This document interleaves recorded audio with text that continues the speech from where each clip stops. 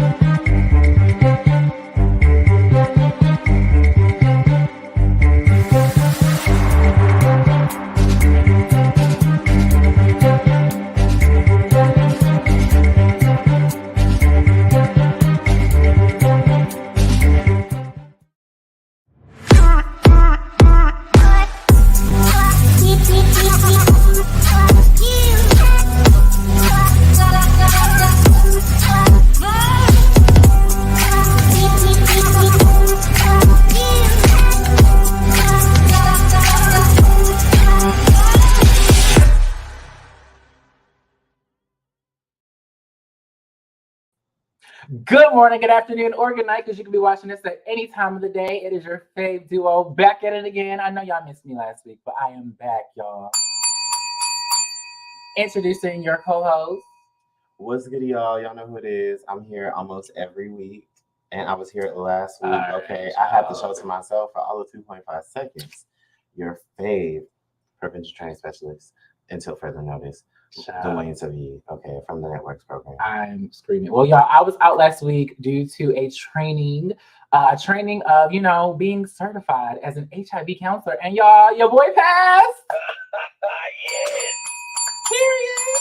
Your boy passed. I am officially a HIV test counselor. So now I can prick the fingers. Okay, now I can prick the fingers as well. You can come see me.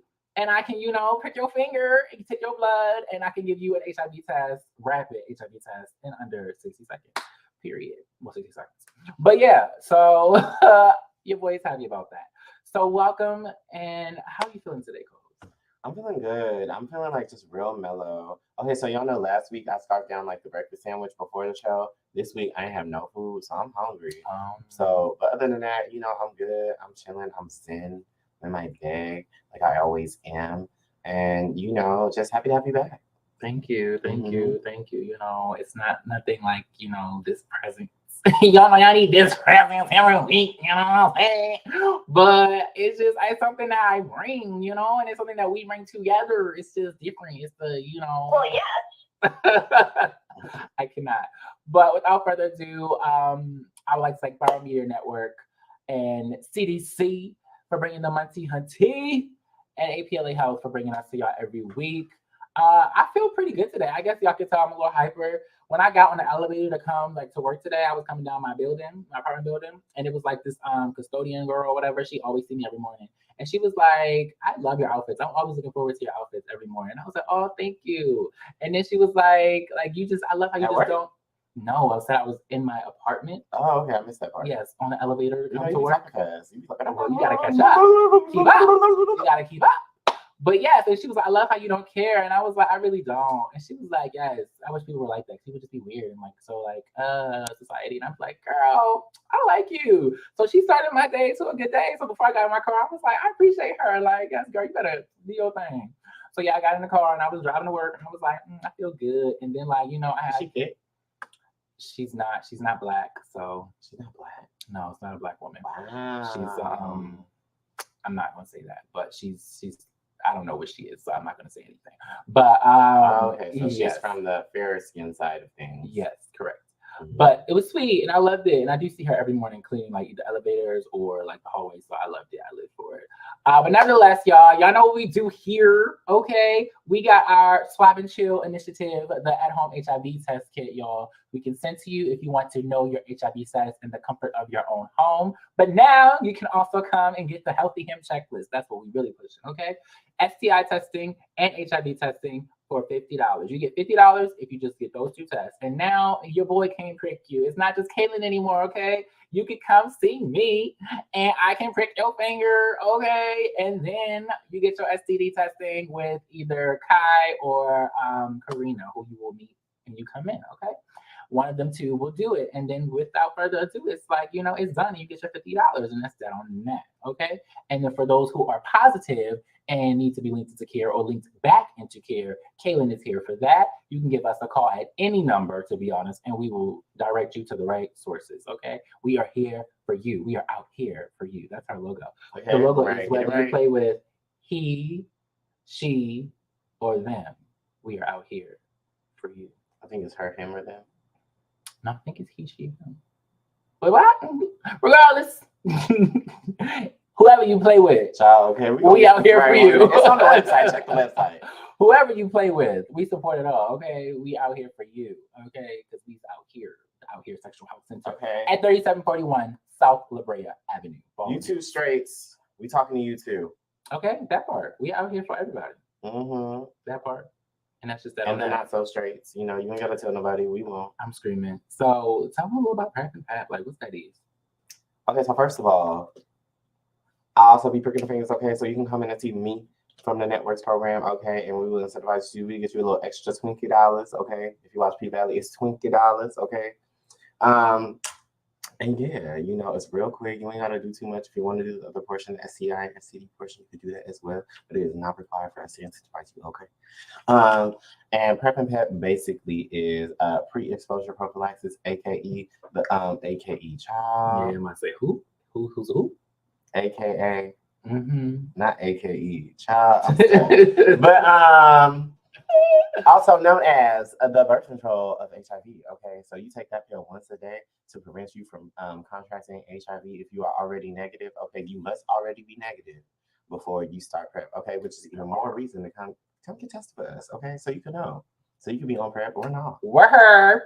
We her. Okay? So you take it once a day, and it prevents you from getting HIV 99.9%. Okay, that part. So unless you got 0.01%, you good. And honestly, like, if you really like supportive and you like, you know what, I just want to help y'all out too. And on my status, you could be like, Ryan, prick this finger, and then give him the other hand and be like, Dwayne, prick this finger, and period. We both get it. And we both can get you money. It don't exactly work like that, but call us. It do though. It do if you want to. If you want to work, we two different programs. It works. It don't work. It do work like that. It work like that. You can do it at the same time, friend. Not the same time, but it's like, you know, within that same day, you can do that. Mm-hmm. If they have an appointment with you at 12 o'clock and then they come back to me at like 4, it will still count because it's like you getting the test. I'm not going to discuss this on the air. Just call us. We'll figure it out. Call us. I'll help you figure it out because there's a way. There is a way where it can happen. Yes. There's always a way. Yes. There is always a way. Yes. And that's that on that. Yes, baby. I cannot. But let's talk about what's going on today. Ooh, on today, we're going to treat me like treat me. No, we're not doing that song. But it is my hip hop class, okay? Where we be, you know, what today is? Tuesday. Okay. And we will be, you know, shaking and baking and, you know, burning them calories, all right? You know, dancing, learning some moves. Oh no, you can take it to the club, you can take it to your man, you can take it to your woman, you can take it to your day, you know. It ain't nothing. Okay.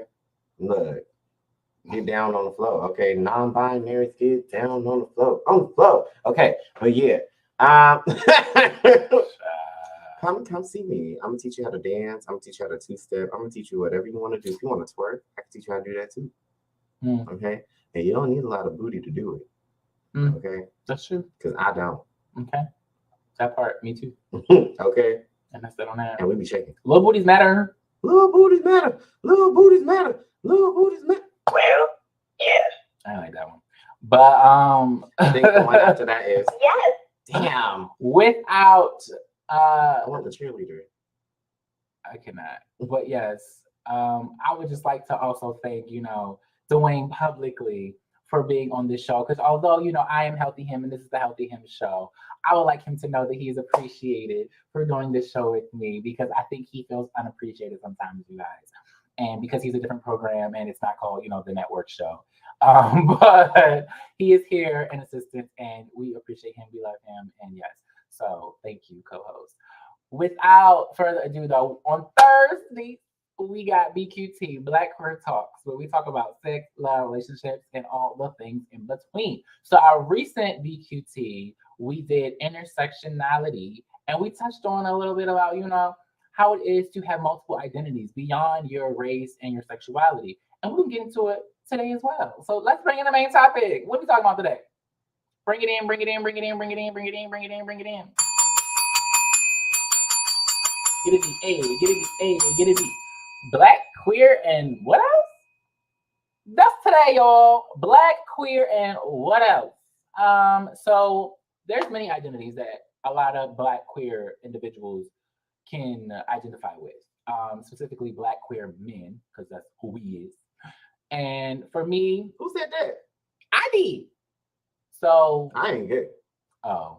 I didn't say you were. I didn't say you were. I said queer. I ain't that either. Queer, do you know what queer is? It could be a spectrum of things. Thank you very much. You could be bisexual, you could be gay, you could be non-binary, you could be dating a trans individual or something of the sort who is in the LGBT community, and that will classify you as queer to some degree. Thank you. Wow. Anyways, oh, that's not what I heard. I heard you was doing something. What you heard? Anyways, nevertheless, no stress, too cute to be pressed. Now, like I was saying, as far as identities go, you have multiple identities. So although we are Black queer men, we have the other identities that we add on to. So for me, it's like I'm Black, I'm queer, and I'm Greek. And that's also, I add on, I have a college degree. I'm college degreed up. You know what I'm saying? All of that adds on layers to one's identity. I'm also the only child. That's another identity that a lot of people can identify with. It's just various identities. Like, what are some of your identities?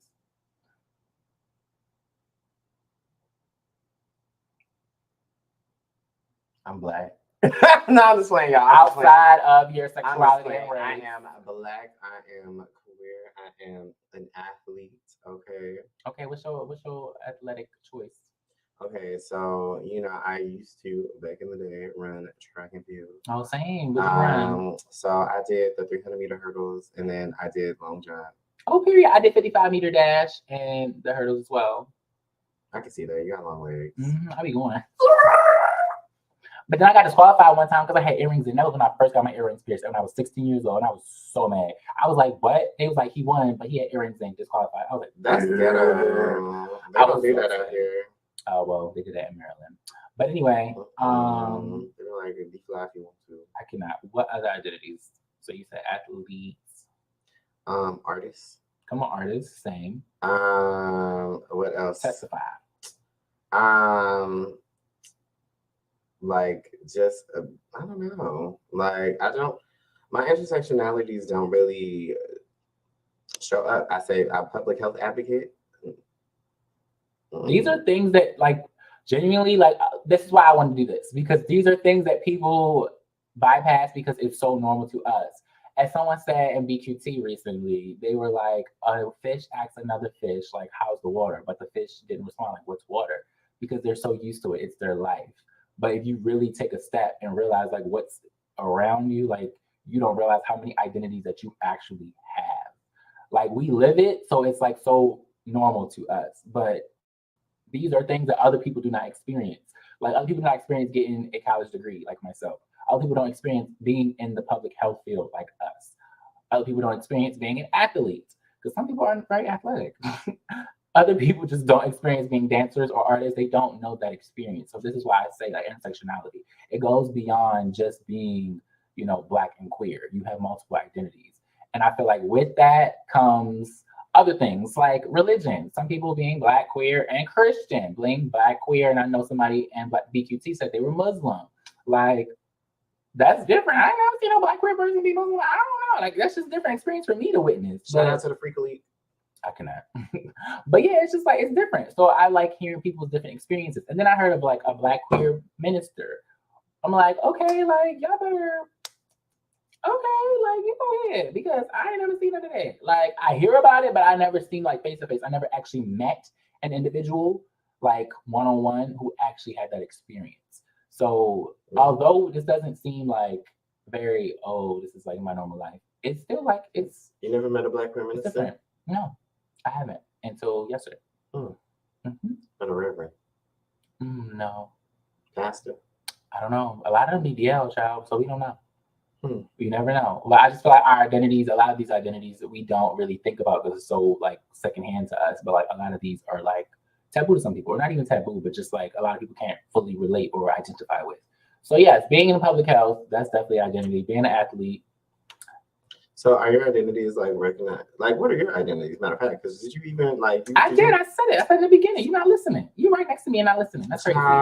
See, I said black. This is why I be trying to eat before I get on the show, y'all. Well, that's not nobody's fault but yours. I be like chili cheese fries with grilled onions, please, thank you. Oh my god. Okay. I said easily. I had a banana this morning and I was okay. I had some water. You know, and you could do that. I can. It was enough for me for right now. I'm still hungry. But to get through the show, I'm good. So I need me a hot pocket. Like I was saying, my identity is very much something to say. So black, queer, college degreed, Greek, only child, public health field, spiritual, because that's the thing. A lot of people can't identify with spirituality. I don't do religion personally. That's just me. Yeah, that's how I feel. Demisexual.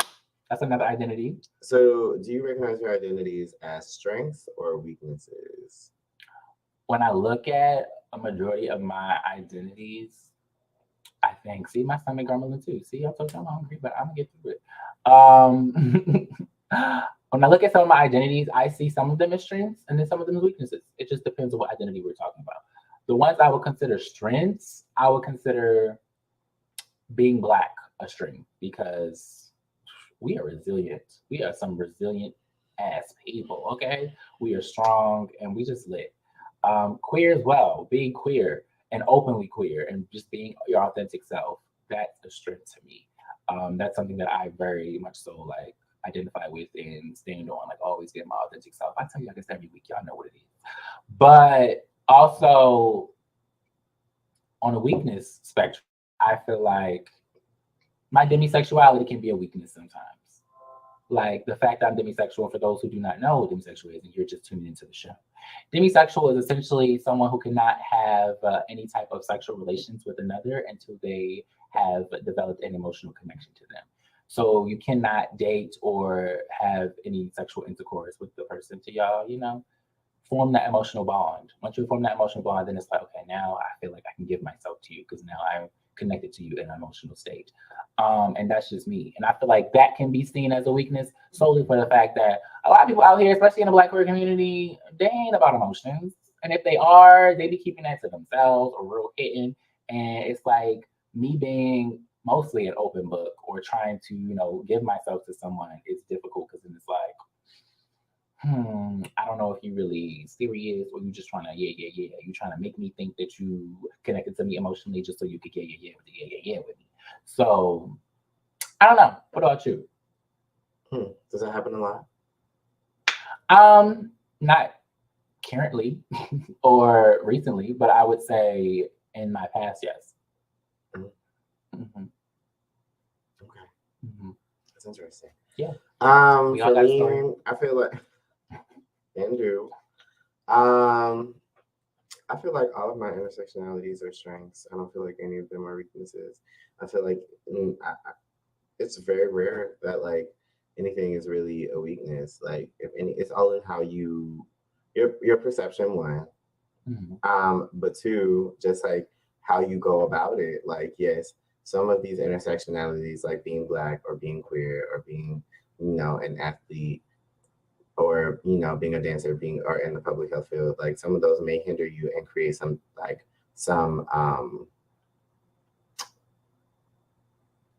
walls or borders that prevent you from accessing certain things at certain times. However, like I don't ever let those barriers, that's the B word I was looking for, barriers, yes. I don't let those barriers like, you know, defeat me or, you know, make me feel defeated. I just go about, okay, it didn't work this way, like we're gonna try it another way. Like it's, and also I just don't feel like anything that makes me me could ever be like a weakness. Like, can I grow and learn from it? Yes. But like at the end of the day, it's just kind of like we are who we are. How do I say this? Who we are has gotten us this far. So I just don't see it. Like I don't see it being like a way to be like, I could do without this. Or like I don't identify with this intersectionality because of this particular environment or et cetera, so on and so forth. I don't do that. Very similar to Ryan, I myself all the time. He won't be me so bad, y'all. But but raising everything, this was never planned. Right. This was never planned. He don't even wear glasses, y'all, and y'all know this. Sweetie, I do sometimes. We can go to past episodes where I have worn these exact glasses. Thank you. Right, but does he like? Are they prescription?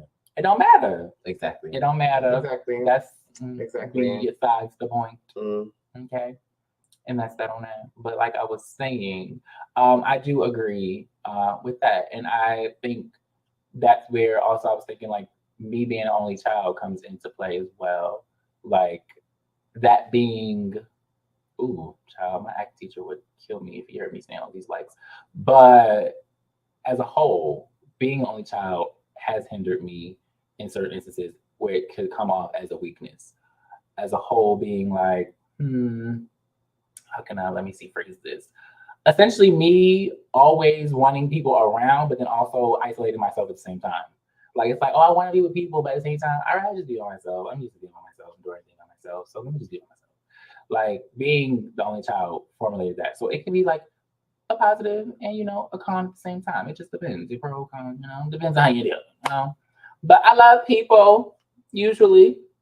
So just depends on the people. But at other times, I'm like, you know, I'm an ambivert. Like an extroverted introvert. Like it's like I'm extroverted, but then when I'm like introvert, I'm like, okay, it's time for me to be on myself. Go away. Me time. Yeah, that's that. And the inner child lives in me, so he just be like, yeah, we need time alone, right? And I just be like, you're right. Okay, let's do that. Let's watch our shows. Let's eat. Let's chill. Rejuvenate. Boom. Because you can't keep giving your energy. Don't pour into people who are not pouring into you, and keep giving your energy to people who are not giving you that energy back. No reciprocity. We do not want that. Like, no. And that's just down that. Okay. So again, Black, queer, and what else? I mean, hey, some people feel that what you give is nothing. So if they feel like they're getting nothing, they're gonna get that right back. Even if you feel like it's something. That's fair. That's true. But you said that you are a scholar, okay, collegic, you know. And I'm all that. Y'all see my shirt? Shout out to the 90s. Let me stand up for a second. Y'all see? Don't knock her back down over. I'm not. I'm just letting them see, you know? They seen too before. You know? No, they haven't. I never worn it for the show. It's my first time on the show with this. So yes. Oh, this is all that. This is all that. Okay, I would do the rap, but like that's what I don't even remember it. But it's just an introduction before I blow your mind. The show is all of that, and yes, we do it all the time. So sit your booty on the floor in a chair, ground her in the air. Just don't go nowhere, because everything we do is all of that. We entertaining you with all of that. My posse and my crew is all of that. So sit still, because we're coming right back. If we do more, we might have to pay them. I cannot. All right, but anyway, yes, this is a classic 90s show, you know, sung by TLC. But nevertheless, like we were saying. Yeah, but do you ever feel like, you know, you being a college graduate or Greek is a privilege? Do I use any of my identities as a privilege, is what you're asking? No, I asked you, do you feel like they are a privilege? That's not what I said. I said what I said. Funny. He is funny, y'all, because that's not what I wrote on the paper. That's not what I wrote on the paper. But he interpreted how he interpreted it, and it's funny, y'all. He's a kid. It's a freestyle. But nevertheless, no stress. Too cute to be purse. I don't think it's a privilege. I've had privileges with those identities. You don't feel like it's a privilege? No, I don't. Let me elaborate. So, I do feel like there are privileges with these identities, but I do not feel like it is a privilege. I have privileges for being Greek because I know that I can get into certain events for free. I have in college and still do. In certain instances, if I really want to go, I can just get easily connected with anybody from the Divine Nine. If you guys don't remember from like one of our first episodes, I am a part of the Divine Nine National Panhellenic Council. So yeah, it's like we have that access, that easy access to get into events or to do things other than non-Greeks have. And that happens. That's the privilege of being Greek. But as far as a privilege being a scholar, a degreed scholar, as you like to say, I think it's more so, yes, it gives me more access to certain things, but I don't think that it was a privilege in actually going to school. Like, yes, but no. Because although some people don't have the opportunity, so yes, I could see that. And that's the yes portion. But the no portion being that, one, I went to PWI. I went to PWI, it's a predominantly white institution, as where HBCU is a historically Black college and university. I did not go to HBCU. I wanted to, got into one, couldn't afford it, long story, not going to it. But PWI, essentially predominantly white institution. I went to one who was offered me scholarships, okay, for not only my what I was studying at the time, my major, but also for me being a transfer student at that time because I was transferring from my other university, Performing Arts College. But I got a lot of money out of that, and the first one already put me in a lot of debt. And based on how finances are with families and certain things and your circumstances, it just, the cards were dealt how they were dealt. But it was what it was. I feel like I had a privilege, again, to go to college, but I feel like there's more so privileges in me having a degree now and being like, oh, well, I know like I can apply for this job because they're only looking for someone who has a bachelor's or higher. Or I can apply for this because they are looking for someone who has experience in XYZ, something that I may have studied while in college or something I'm certified in doing, et cetera, et cetera. Like, it's just like those type of things, you know what I'm saying? Like, it just depends. So that's just that on that. What about you? Do you feel like any identities have privilege? Not really. No, I mean, You don't think so? I mean, it's more of like the subcategory that came with like being an athlete, like the nice body. Like, I feel like that gains me privilege, but I don't feel like necessarily like me being a dancer or like me running track. Like, that's pretty privileged, yes. But I also feel like you have a lot of ugly in a dancer. That's true. Or running track. But let's talk about your other identity that different. you have been touched on. I was born like this. That's a talk about identity that you haven't really identified with since we started the show. Like what? You're masculine presenting. Naturally. Yeah. That's a privilege. Yeah. As a gay man. Well, no, because even then, like, for the most part. Because like I could switch it up. You can switch it up, but when you are masculine presenting, it is a privilege for you because you can operate in certain spaces that a lot of femme presenting people cannot at all the time. But you can be masculine presenting and still be feminine presenting at the same time. You can, but what I'm saying right now is that you are predominantly masculine presenting. Correct. As of right now. Because why? I think that shit is sexy. Anyways. But that is a privilege in certain spaces, especially certain heterosexual spaces. Like certain heterosexual spaces, it's like, oh, like he can blend in. Like, why can I just blend in? That's not what she said, but I know what you were trying to say. But don't look at me. See, I watch a lot of TV. I know I be quoting stuff all the time. So the fact that you quoted that, like, that's me. I'd be like, I already know what it was. Let's go into a commercial and we'll get right back to this, you guys.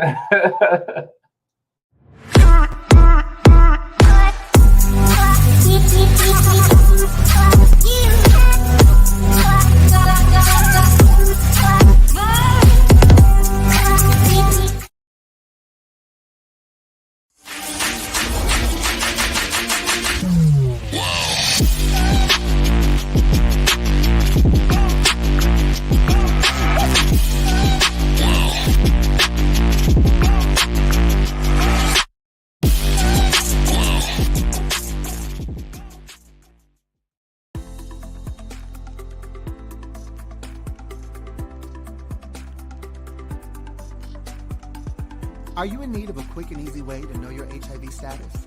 Swab and Chill is a discreet way to learn your status in the comfort of your own home. The process gives you results in 20 minutes. Swab the upper gums, swab the lower gums, and voila! Simply follow the colorful step-by-step instructions located inside the kit. Or call APLA and we can assist you virtually.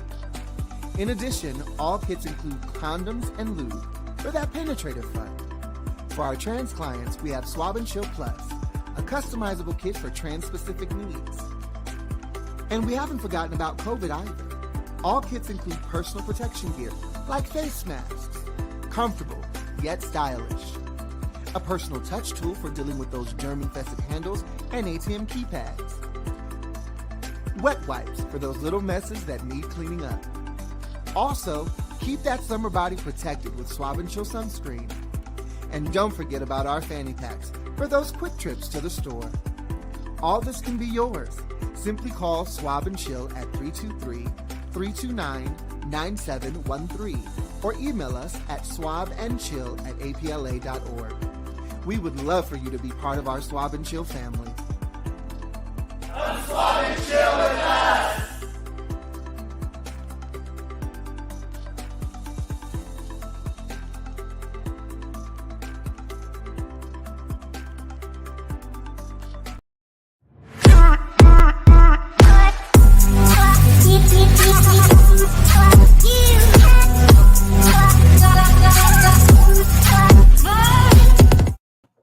And we are back. Okay. I cannot know. He's trying to turn up. We are back, y'all. I am trying. Okay. We are back from commercial break, y'all. I didn't even realize it was the halfway point, so I had to just cut the commercial, y'all. But we will get into this topic, and I couldn't stop talking about it because I was like, it's so something that we need to talk about in the community. Like, we have more identities than just being Black and gay or Black and queer in general. It's like we are more than that. Know that. Period. Okay.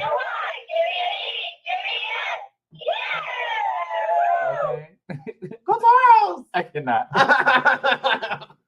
But when we left off, we were talking about using identities as privilege, and I got a little bit into mine. You talked about how you didn't feel that you have any identities that you could use as a privilege. I mean, outside of the queer one, because the queer and the Black queer, the two main intersectionalities have the most privilege, in my opinion. The other ones, not so much. I think you being masculine presenting is one of your larger ones that you're like not, But I mean, right now, like, that's just me. Our identity, like, as far as like that is concerned, I feel like that is more so like you can change your identity as you see fit. You know what I'm saying? As far as like masculine and feminine presenting is concerned. That's true. So it's just kind of like, okay, on the one hand, yes, that is a privilege, but on the other hand, it's just like everyone can have that privilege if they wanted to present in that way. Not always. Like, I know one of my good girls who's at BQT who stated that they aren't the easiest at fully being, masculine presenting. They may tone it down, but it's still not masculine presenting. You're still going to know automatically looking at someone and being like, they're gay. It's different when someone looks at you, because some people don't know. Like, you still get hit on by females because they do not know, which I've also witnessed myself. And I love y'all too. But it's just the fact that they can just look at you and be like, they don't know until they actually talk to you. But other people, it's just look at you, they're gay. Or come talk to you, they're gay. But with you, it's different. That's what I'm saying. That's a privilege in some spaces because it's a different navigation. I still stand by what I said though, because I believe that it is possible, and I feel like said individual that you were talking about, again, like it is in the choices that they make, in how they choose to present and how they feel the most comfortable. I'm not saying that you have to change who you are to gain privilege. I'm just saying, like, presentation can be switched, and I feel like anything that can be changed or like maneuvered, I don't feel like that should count as like an intersectionality, just because it's like, but it's not natural.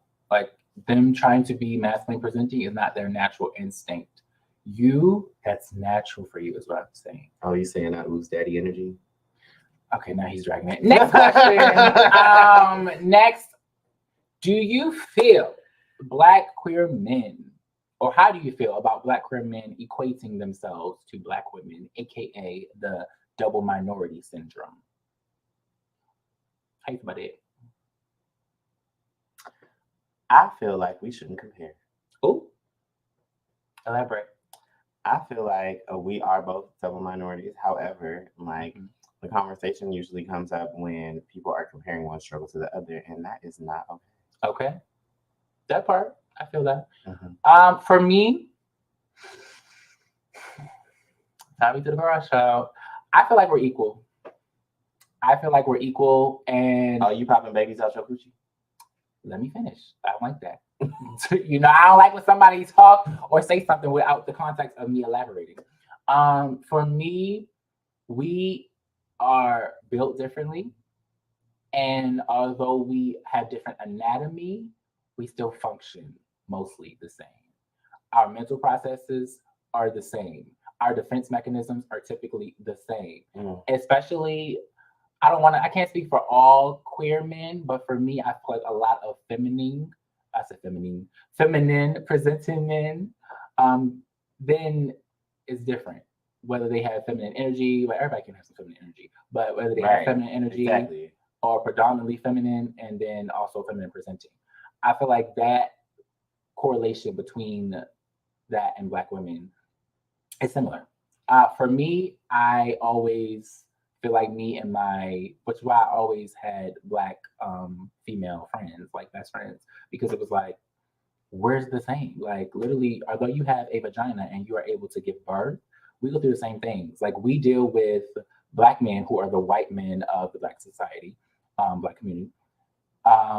Black men talking down to us, whether they're disrespecting you, calling you out your name, calling you B word, calling me the F word, they're disrespecting both of us. Whether you're getting catcalled by that Black man or this feminine gay guy is essentially walking down the street and some trade trying to talk to him or disrespecting him in some way. Release the trade. Release the trade. Okay. Shout out to Beyonce. But yeah, and Chloe, hello, surprise. But nevertheless, I just feel like there is a correlation. I'm not saying we are completely 100% the same, because we're not. But when it comes to like lingo and certain things, the lingo. My accent. When it comes to lingo, yes, Baltimore, and certain things, sorry, it's like when it comes to lingo and certain things, I feel like a lot of people say Black women started some things, but I always feel like it's usually a queer person, usually of, feminine presenting status-ish. And with that, I feel like Black women then take on our lingo and use it, and then we just like, yeah. But I feel like we try to figure out like who it belongs to. Like, does it belong to us? Does it belong to them? And it's like, it's just belongs to the Black community in general. And then some Black cis-het men now use some of our lingo. And I looked at like sometimes funny, and it's like, it's giving. That's how it is. And it's like, let's just keep it for the Black community. Like, it doesn't matter. But for me, I feel like I'm not a Black woman. I know that. Although I make jokes sometimes. I'm an independent Black woman. But although I make jokes, I'm so sorry, Black women. There is, child. No, sorry for what? It's a joke. Okay, we gonna get into it after you finish. Yes, because it's a lot of Black women out there who make jokes relative to us. But that doesn't make it right either. It doesn't make it right. But the thing is, we understand what it is. When we call each other girl or she said this, we're already inhabiting that. So that's what it is. Like when a gay guy is calling another gay guy girl or saying she did this or she did that, that's naturally like how we are. Like we are both feminine presenting and we identify with that, and we can use our pronouns in that way because that's how we are. Not saying that we would talk to a fellow girl like that, but it depends. I would. I don't know. I don't want no girl to call me girl because girl, I'm not a girl. I'm only a girl to my girls, but I'm not a girl to you, girl. Like different. I'm very much so he, him. But yeah, it's different when it's a fellow gay person or queer person compared to it being a cis het woman.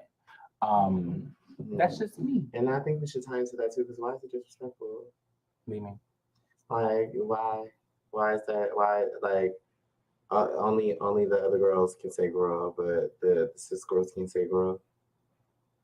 For me, I feel like yes, because not everyone, especially a lot of queer men, they don't identify with that, especially in a heterosexual space. Mm-hmm. That's a whole nother conversation for a whole other time. It is.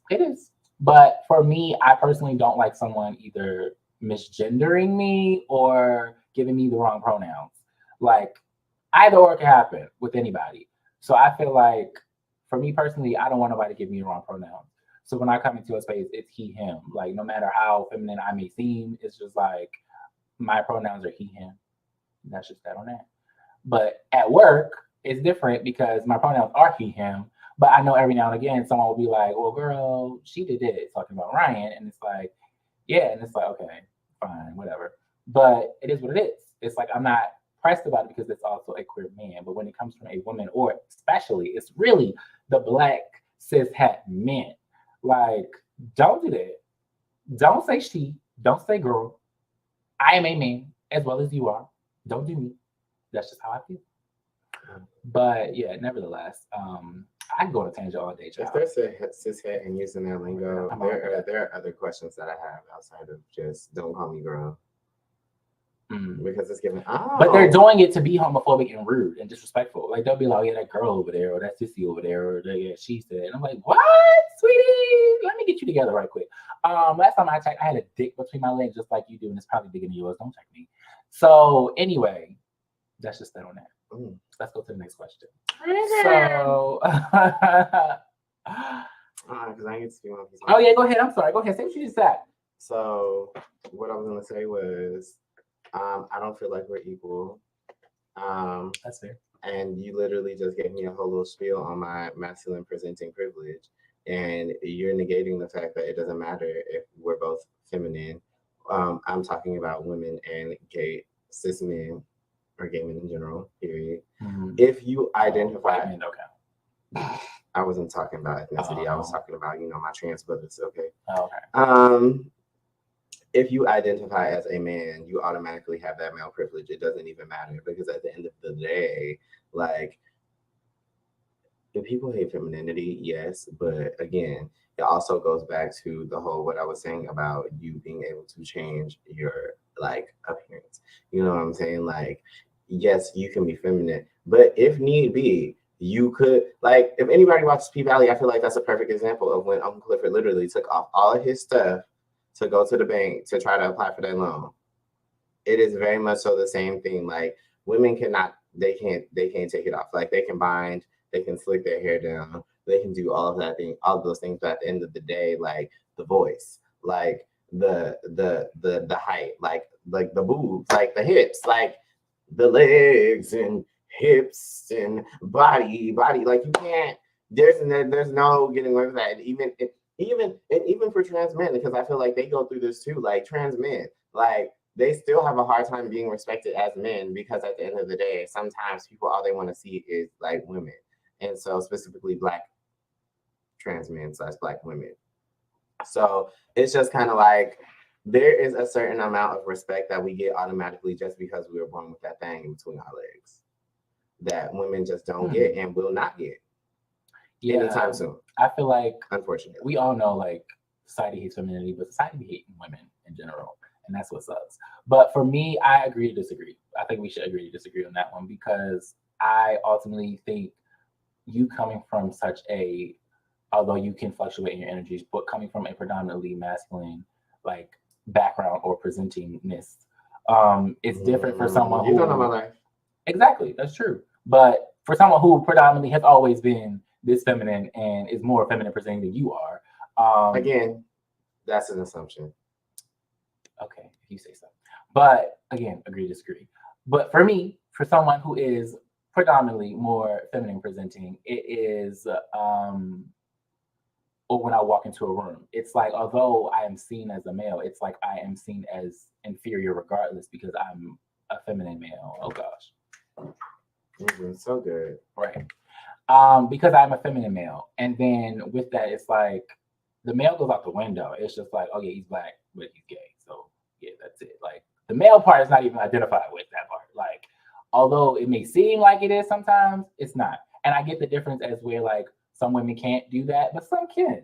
But then as far as like when it comes to men, some feminine presenting gay men, black, cannot really turn that off. Although they can try, although they may like do their best, some genuinely cannot appear masculine and get away with it. Like that's why they have categories in ballroom for that. Like who can really give realness? And some people would not pass that category. Some people would really fall out and get chopped because it just doesn't work. It's not natural, it's not organic, it's not authentic, it's not real, and it's not going to be portrayed as that. You can try your hardest, you can do your best, you can do whatever you need to do, but it doesn't come off as that. But without further ado, let's go to the next thing because I don't want to get too deep into male this. privilege is a thing, and it's always going to be a thing regardless if you're feminine or masculine. You're always going to be a male, and that's always going to give you a certain amount of privilege over a female. Yeah, as they say, but again, we disagree. Next question. Are there any countries or cities that you fear traveling due to your sexuality? No, but I also haven't done my research on that. What about you? Yes. Having not just multiple identities, but just being Black and queer, I do fear going to certain countries that are like, you know, big on killing homosexuals. They find out if they have any inkling, or anybody has an inkling that you may be doing gay activity or gay, they can send you to jail and essentially kill you. Like they can murder you. They can murder you on the street, child, or they can have you convicted and then tried there and then murdered and executed. But like certain parts of Africa, I know certain parts of Africa is nice. I really want to go to Cape Town, South Africa. That's a place I would go because I know it's very gay friendly and it's like the gay central Africa. Certain other parts of Africa, or I know Nigeria, it's very different. Dubai, also very different. They are very particular on seeing certain people or your mannerisms when you're out. Like there's certain things you cannot do while you're in Dubai. Like they have real like laws. Like that's what I'm saying. When you guys travel, look up the laws before you go, especially if you're Black and queer, because some places it's not always safe. Always be aware of your surroundings. That's one thing I would say. Like travel, but like definitely travel with caution. Like I try to avoid those places, but I do want to go to like Jamaica too, and I just be scared. I'd be like, certain parts of Jamaica ain't really the. But if you go to where the more so the what are they called? The tourists. There we go. Where the tourists go, you have a better chance for the most part. But yeah, that's just me. What about you? You said no. Mm-hmm. Okay. Well, do some research and you'll see. So y'all do your research. I don't fear no hoe. I'm screaming. Or country. Oh, well, no, I do because I care about my life. But that also goes back to my privilege of being able to assimilate. That's true. And that's that on that.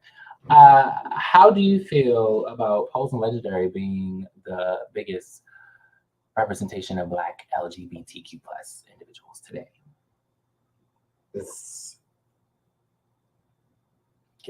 You gave me this answer a while ago, so I'm ready to hear what you got to say. Get into it, y'all. We need something more. Speak up. Speak into the mic. Current. Louder. And then also with Legendary, I feel like it is a competition, but it is an inaccurate representation of what the ballroom community actually does. Ooh. Like ballroom battles. And although they have the battles at the end, speak up. Like that is not, ballroom is all battles. Mm-hmm. Like, which is why I feel like some houses struggled. You know, this last season. And so, yeah. And as far as Legendary, that's dated. Like, that is from back in the day. And I understand we need to know our history to know where we're going, but we need to know where we're at right now. There are far few in between shows that are doing that for whatever reason. What about you? That it? Okay. He said what he said. You said it real low. I want you to speak up, but it's okay. I feel like Pose was needed. For those who didn't see Paris is Burning, which is the OG, then they got a concept or some type of concept on what it was to be back in the 80s and 90s when ballroom began and how it formed in our community, our Latinx and Black community, because it's all created by us, POCs. With that, I feel like, yes, Legendary, I feel like it's commercial, very commercial. Very Hollywood. I do agree. Although it is entertaining, because I will tune in every. Oh yeah, I love the show, and my father actually won season 1. Yes. So although I tune in, and it's sometimes I don't agree with who wins every time. The first 2 seasons, I personally didn't. This season, this 3rd season, I finally actually agreed. So I was happy. So I'll be back to watch 4th. No, I'll be back to watch the 4th because I actually agree with this winner this season. I was happy. But as far as Legendary goes, I feel like it is very commercial. It's more so for, I feel like, cis het people enjoy Legendary. I do feel like it is for the cis het people who, don't know what ballroom is and want to be entertained. They want to see a bunch of people just moving around and dancing and entertaining and all these things because they don't know what is actually going on. They don't understand it. And now it comes to a degree where I know a lot of my straight friends, female or male, will like talk about it and they'll be like, yes, like, ooh, and just be like mocking Logan. I just be like, child, not Legendary, got y'all doing all of this. Like, it's just like, okay, I'm glad you're entertained. I'm glad you're enjoying the show. I'm glad you're watching something. You're learning a little bit of something, but you don't know where ballroom really came from and where it started and everything. And I feel like Legendary should do that, but they don't really do that. Like, of course, Leomi talks about what she talks about. She'll try to like school you and everything because she's an OG, she's an icon. And Deshawn as well as the host. But when it comes to actually talking about, where ballroom came from, I feel like Pose did that. How it began and what was going on in that era with like the HIV epidemic and everything, that talked about that. And Paris is Burning was the OG of that. And I feel like if you haven't seen those 2, watch those, and then you can just watch Legendary for shits and giggles because like you can entertain yourself at the end, but at least watch the core of what it really means to be in ballroom as a LGBTQ plus person. We love Legendary. I watch it. I loved it. I love the winner. I don't want to spoil it for nobody who hasn't finished it, but already did. J to the U to the ICY, a little bit of juicy. I love y'all. If y'all watching this, I love y'all. But I'll edit a clip and send it to them. I cannot. Without further ado, though, what advice would you give to a Black queer male who is struggling with any of their identities? With his race, his sexuality, or any other identity, child. Like, I don't know. Your intersectionality is what makes you you. If you don't feel like you belong, create your own lane. Create your own lane, because I promise you're not the only one. And in doing so, they'll come to you. Like, you won't have to look, because they'll come to you. They'll be attracted to your energy. They'll be attracted to your confidence. They'll be attracted to your bravery. So yeah, like, if you don't really feel like you fully identify with, the Blackness or the queerness or, the spirituality, then make your own. I feel that. I actually feel that. Okay. For me, partially what Dwayne said, all of your intersectionalities or identities in general make you who you are, yes. And with that, you become, how do I say this? You become your full authentic self. And when you become your full authentic self, you then are able to operate in your truest form, which means you can be all of your identities at all times. Although some of identities come out in other times and more than others. Like, I know, like, when I'm Greek, that comes out more so when I'm in a Greek setting. Like, I'm not going to be strolling or doing that all the time. Like, that's not the case. But being Black and queer, that's you all the time. Being, for me, being an artist, that's me all the time. Like, I'm always thinking about creative things to do or something that I want to do creatively, whether it's something I want to do for acting. dance, writing, any of the sorts. I'm like, I want to do all of these. I think when you find things that are sacred to you, latch them onto yourself and grow that identity. Because I feel like a lot of us need to do more exploring. So explore. That's all I feel like. Like, explore. See, like, what you like, what you want to do. And if it's something that's like, okay, I like this, I'm going to do this. And when I do this, that's now a part of me. And it becomes another identity that we don't think about. Like, me now being in the public health field is now an identity, because it's like, oh, I want to do this. And now it's an identity of mine. And I can identify with that. But anybody who's struggling fully with any of their identities, like current identities, my summary of that would be to solely sit with yourself. Like, sit with yourself and figure out why, like, there is a struggle, and hopefully you come up with the answer. Right. Hopefully come up with the answer. And with that, then proceed accordingly. Because I feel like once you find an identity and you identify with anything, it's you, and you can't deny who you are, whether you want to or not. I can't deny.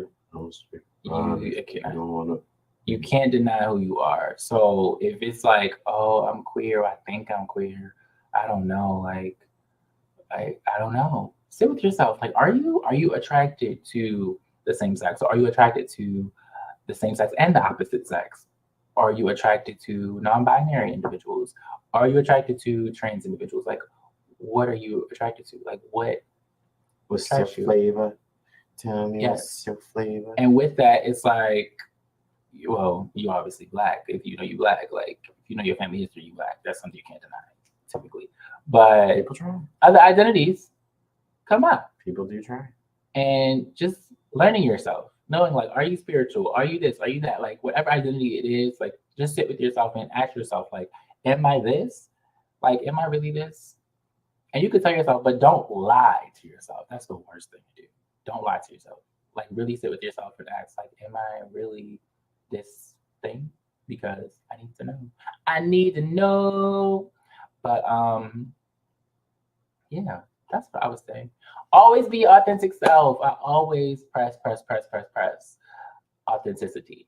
Like, authenticity is so important, because you cannot operate fully if you're not your authentic self. Like, some people try, but I mean, you can, but you won't be happy. You won't, and it's not. And you'll always feel like something is missing. Exactly, and it's not right for you to do that to yourself. Like, you're basically taking away from yourself more than giving anything to yourself. So don't listen to society. Do what you want to do. Identify how you want to identify, and know that you have the support, whether it is in the community, whether it's not in your family, friends, whatever. You have the support elsewhere, and you can find the support. And if you need to find the support and really need the community or any type of resources, you know who to call. Us. Period. And that's that on that. But without further ado, we hope you guys enjoyed today's show and learned some identities. And hopefully you thought about more identities that you probably never even thought about before. It was like, oh, yo, I am an only child. That is an identity, I guess. Yes, it is. That's an identity, child. Okay. That's an identity. Because it's a whole different lifestyle being an only child. It really is. And I'm not even an only child, but I am. Okay. But without further ado, it is your fave duo saying bye.